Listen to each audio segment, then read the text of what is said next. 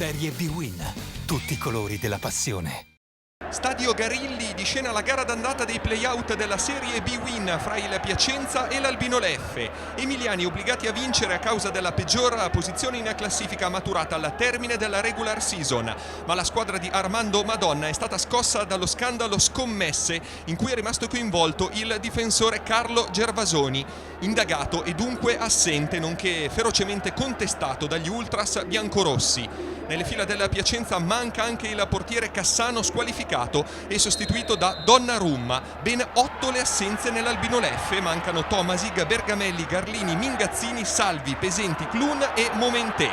La prima occasione per il Piacenza con Cacia, che viene anticipato all'ultimo momento da Lebran, che Mondonico ha preferito all'esperto Sala al centro della difesa. Ancora il Piacenza in avanti, un'uscita a vuoto di Laieni e poi è bravo Piccini a salvare su Rickler a pochi passi dalla porta rimasta sguarnita. Quindi la replica dell'Albino Leffe, la punizione di Regonesi, pallone che esce di poco sul fondo.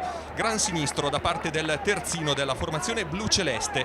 Rivediamo ancora una volta la sua esecuzione, palla fuori davvero di pochissimo. Ancora la squadra di Mondonico, il pallone in area per Cocco, quindi Previtali, la conclusione che sfila di pochissimo sul fondo.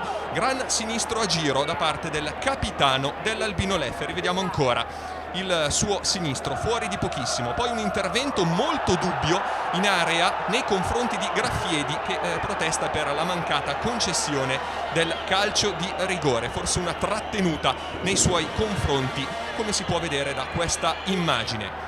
Finalmente si vede il Piacenza pericoloso in fase offensiva con Cacia, il tentativo del capitano sinistro che si perde però a lato. Quindi il lancio lungo di Zenoni, gran controllo proprio di Cacia e poi sinistro immediato, pallone alto sopra la traversa con il capocannoniere biancorosso che ha provato a sorprendere il portiere avversario. E qua ancora Cacia protagonista, una trattenuta nei suoi confronti da parte di Piccini che viene ammonito, quindi la punizione di Guzman, sinistro poderoso e palo pieno, colpito dal trequartista paraguaiano. Rivediamo ancora il bolide di Tomás Guzman, palla che va a stamparsi contro il palo. Ecco la replica dell'Albino Leffe, grande triangolo Cocco Grossi Cocco, la conclusione del centravanti, la parata in tuffo da parte di Donnarumma. Si dispera Cocco, grande intervento davvero di Donnarumma a deviare in corner. Quindi siamo nel finale del primo tempo, c'è un contrasto fra Graffiedi ed Etemai, alla peggio il centrocampista finlandese che si fa male alla spalla e viene sostituito da Foglio.